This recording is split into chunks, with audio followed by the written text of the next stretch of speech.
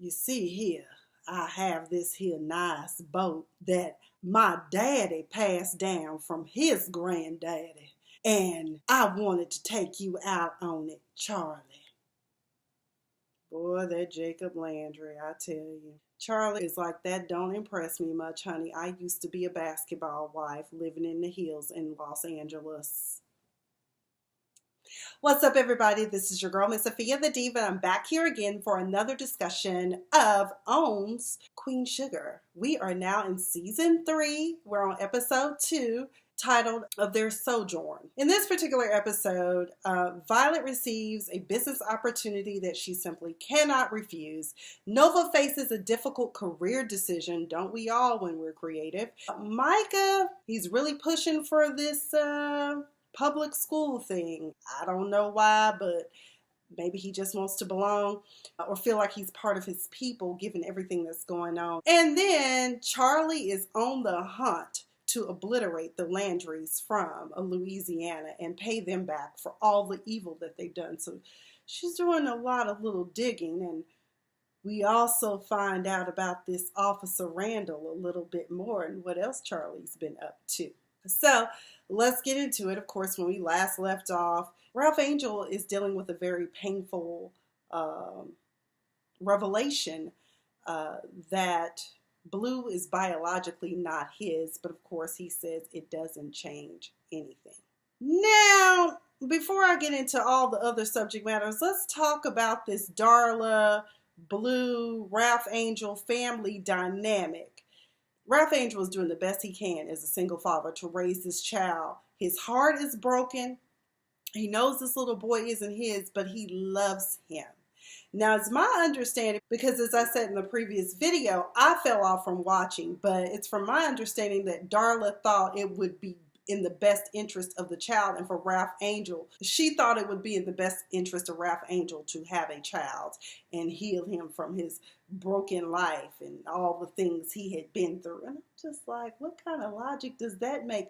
Do you not know the damage that can be done when you trying to build a beautiful lie and there's an ugly truth underneath, Darla? Did you not think about that? So now all of us on Twitter have a consensus that we really were trying to be patient with little Blue because we know he missed his mama, and we know Nova ran off, but he bad and he is out of control. Now, I know we trying not to beat our kids for fear that not only will the state come get us, but we're also trying to break the cycle of the things that slavery left us with. As a matter of fact, there was an interesting article posted, I think Madame Noir posted, where there's a discussion about the strange relationship between black mothers and black daughters. How some mothers always said the same thing, you know, I'm your mother, not your friend. They beat you into oblivion, not because they hate you, but because they want to protect you. And I do believe that sparing the rod spoils the child does some things, but is it really necessary to beat your child like they stole something when they didn't have? They stole something. I don't know what to tell you. But all I'm saying is Blue needs some sort of discipline, and it's going to take more than time out. Maybe you should send him out to the yard to get one of them weeping willow switches or something. Maybe he'll learn his lesson. But it's really hard on Ralph Angel right now because Blue, everything he tells him to do, Blue does the opposite and tells his father, no, he's not going to do. No, Pop, I don't want to do that. They in the store acting up. You know your daddy on parole. Stop acting up. The security guard over there looking at y'all crazy. I mean, he's just out of control. Like all of us on Twitter, like we're trying to have patience in this, but at some point we gonna have to just bring him on in and have a little conversation in the closet or in the bathroom. Remember, your parents used to, if you don't get some act right, take you in the bathroom. We gonna have a conversation.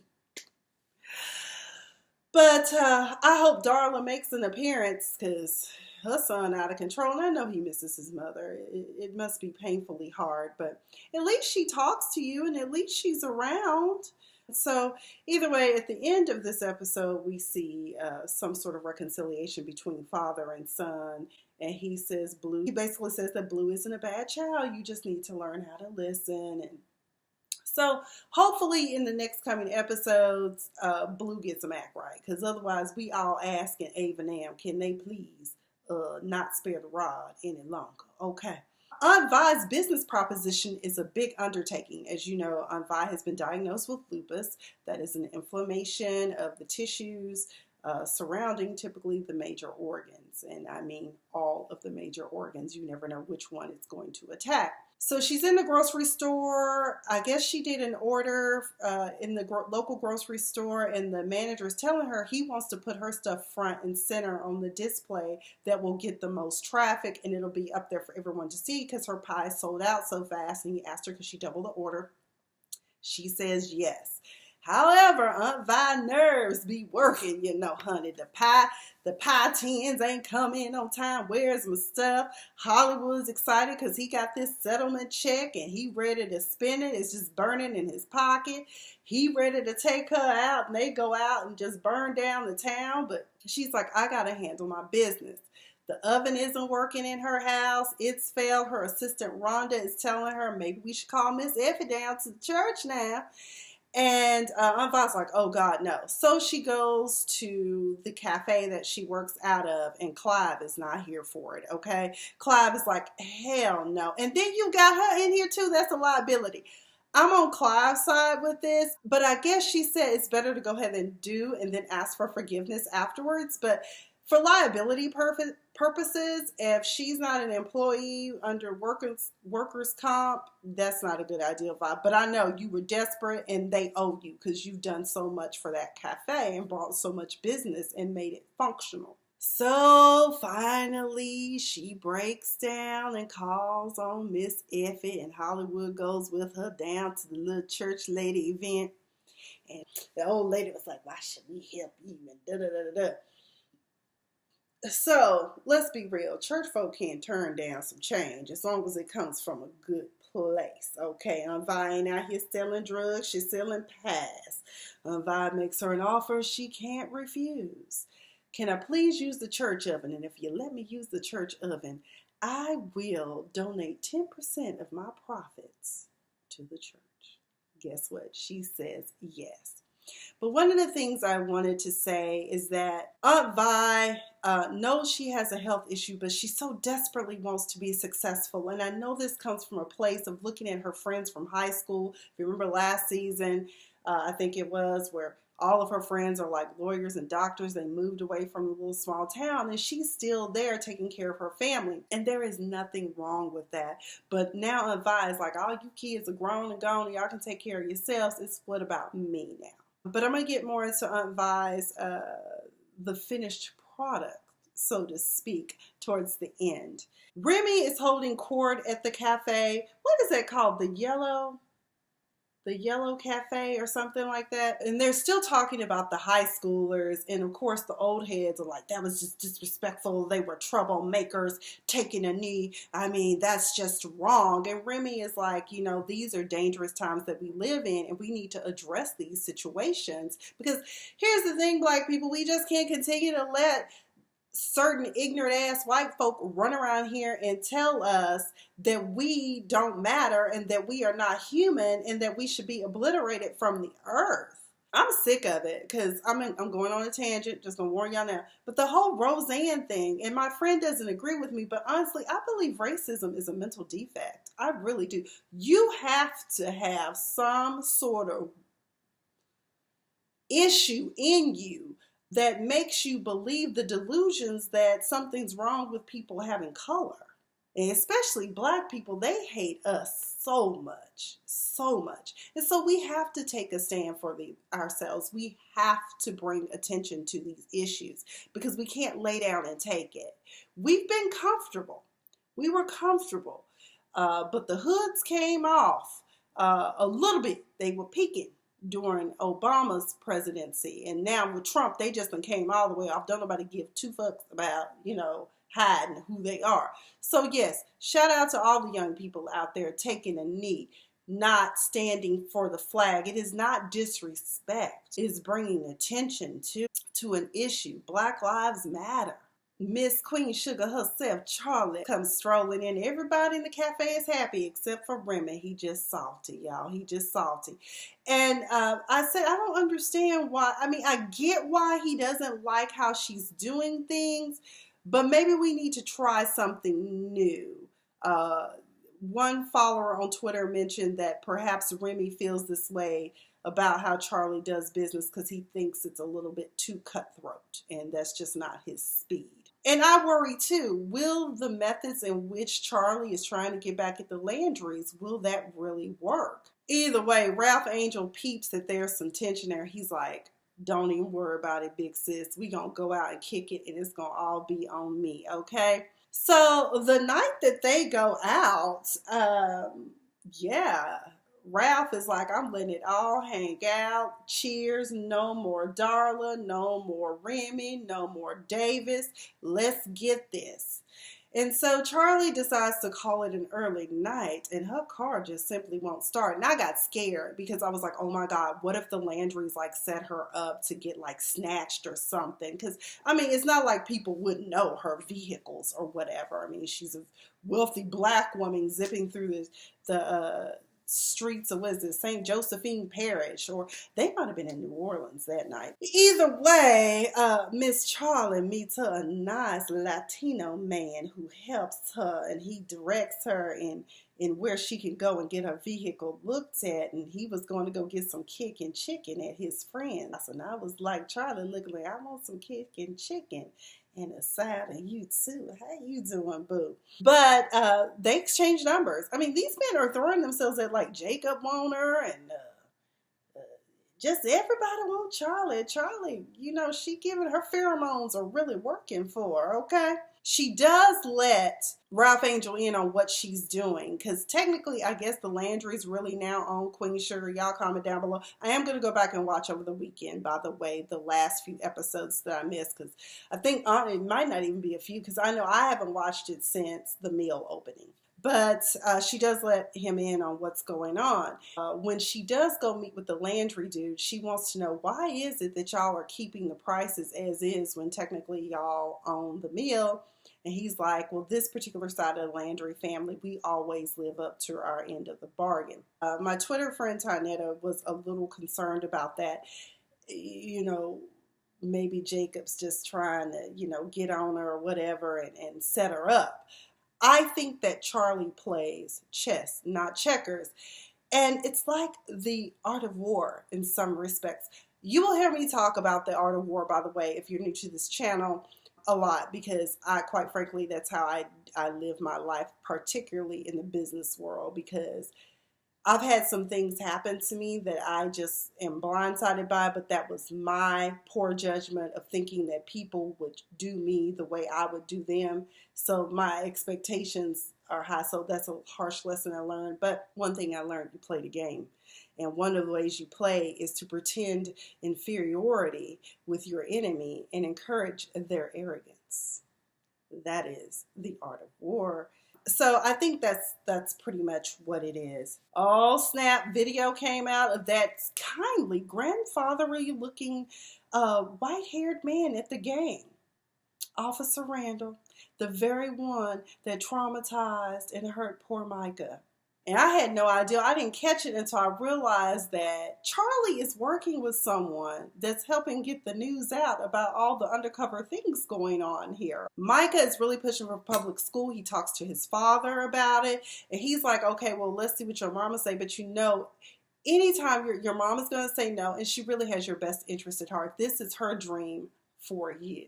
My thing is that sometimes you got to listen to your children, Charley. So they make this plea bargain again. She's like, no, he had very good arguments. I just worry about Micah because kids are cruel, particularly high school for me was different though, because I attended a magnet school. In my freshman year, I was at a traditional school in a small town, probably no bigger than what this parish is that they feature here on Queen Sugar. And I was kind of an anomaly because I was a freshman taking sophomore classes because their school district was not up to par like the Dallas Independent School District. So it was easy for me to navigate that because kids thought that was cool. And in high school, of course, I attended a magnet school, and then I went to a PWI. And that was one of the things that another Twitter person commented and said that that's probably why a lot of black people who go to predominantly white schools in high school end up going to HBCUs. But Charley's argument is that she wants nothing but the best for Micah, and she wants him to go to Ivy League. I don't know why everyone thinks Ivy Leagues are the best schools, although I'm not going to lie. I wish I could have gone to Harvard for law school because I like their grading system. Yeah, the regular law schools, they kind of cruel with that grading curve. And then on paper, I look like I was just dumb as hell in law school, but I wasn't. I still know some things and can still do some things too when the time comes if I have to. So ultimately, Charley gets convinced, but she realizes her son really wants this. She sees his photos and realizes maybe he can have a chance to be with his people. So the deal is, okay, you can go to public school, but if anything happens, you're going straight back to private school. My question is, though, are there any private schools in this area? Because, I mean, we dealing with this on a reality show, too, of Southern Charm, New Orleans. The mama got the child in this predominantly white school, and the little white kids picking on her because she the only one. Like, what? Okay, Micah going to public school. He's so happy. Hollywood got this money. He takes Blue and Ralph Angel shopping with him. They can't shop because Blue acting out. Even though Hollywood said he would buy the child 2 pairs of shoes, Ralph Angel trying to keep him under control and not thinking that he can always get everything that he asked for. But I'm like, let Hollywood do it. When people offer to do things and it's coming from a genuine place, let them. I don't say no. Although, some people have let me down in the past when they've offered to do things or offered things to me and then they don't come through, which is disappointing. But I've always I've braced myself for the fact that they probably won't come through. So with Hollywood and this check, one of the things that some of us were talking about online is the fact that don't be in such a hurry to spend it. We as black people, or just people who have never really managed money, we get money and we start to act brand new, some of us. Think about opening up a Roth IRA, especially given their age. They might want to consider a Roth IRA, a REIT, which is a real estate investment account. Buy some stocks, Google, Amazon, Starbucks, Facebook. Don't buy Pandora. Some of the pharmaceutical companies. Also think about putting more money into a business of your own, but don't go out and just blow the money shopping and getting new things and new rides. Hollywood, let's do some good with the money too. It's okay to have fun, but spend wisely. Revocable trust, something. Think about it. The probation officer comes by to visit Ralph Angel, and it appears as if Ralph Angel now has an option to get off of probation. Yes. Free at last. Not probation, Lord. He got out of prison. Parole. His parole officer comes by, and now he might be able to get off parole sooner because, he's a farmer. He has work opportunities for people who are felons, convicted felons. And I think that's great. And I hope Ralph Angel really does consider doing that, because not only will he be giving back, but he'll also be freeing himself from the eyes of the law, which really never go away, because forever you'll be a convicted felon, which I still don't understand that concept. But let me get my license to practice so we can fight some of these injustices. Charley gets a call because that video of Officer Randall is out. And Davis is like, did you have something to do with it? I was like, damn, how he knows she has something to do with it? But he knows Charley. They were married for some years, so he knows. Yeah, I had something to do with it. And he was like, has Micah seen this? Do you not think that maybe this might not cause additional harm to him? That's something to consider. I mean, in some respects, it's protecting others from his harm, but at the same time, what about Micah? I hate to say it this way, and please let me know if it sounds heartless, but sometimes you have to sacrifice one for the greater good. Eek, too much. Nova, let's get on to Nova. Nova's article that she wrote about the people at the game, about taking a knee, got gutted, and The headline read nothing like what she was writing about, which now creates distrust. She has a talk with her editor. And she's just like, what's up with this? This is not. Well, he basically was telling her that she's basically labeled as, what is it? I can't remember exactly what he said, but basically a troublemaker, and that the legitimacy of her articles come off as biased and race hate spreading and race baiting, that type of thing.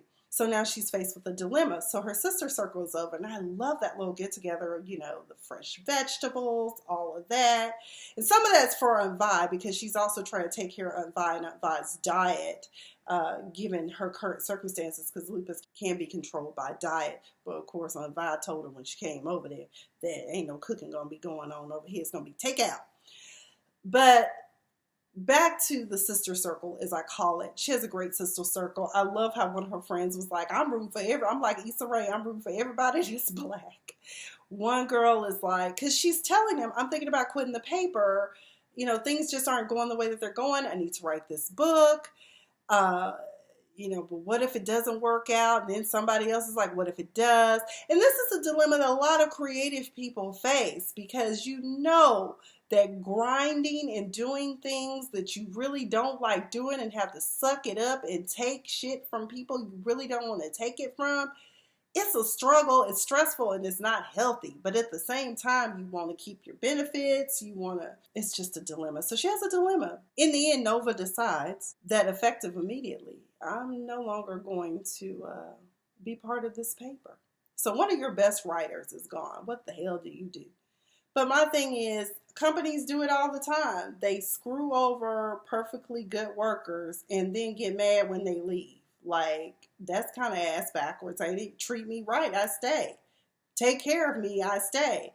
But no one seems to get that concept. And some of my friends said, you know, they even afraid to use them as a reference, their old employers, because they mad at them for leaving. But that's your loss, though. If you don't treat folk right, folk leave. And that's what Nova did. So Godspeed to her. And on Nova's situation, what I was thinking is, well, if the paper won't let her freely write, maybe she should start a blog and write the stories that she really wants to write and use them to be part of her book. And you can also solicit for income from your readers and subscribers. Just a thought. Charley has another meetup with the little blonde-haired lady. What's her name? Vicky. And Vicky said, I was like, Lord, please don't let. I don't know why I feel this way when I saw. I said, Lord, Vicky gonna end up in a ditch or something. They gonna find out she working for Charley.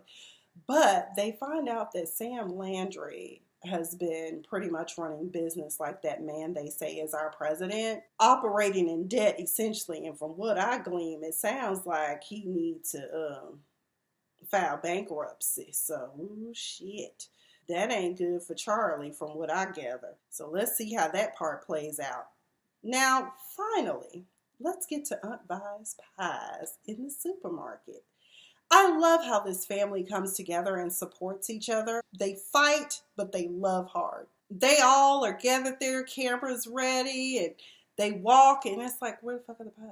Where are the pies? Like, Susie Q's stuff and Little Debbie snacks in the display where her stuff is supposed to be. Aunt Vi is so devastated and so hurt.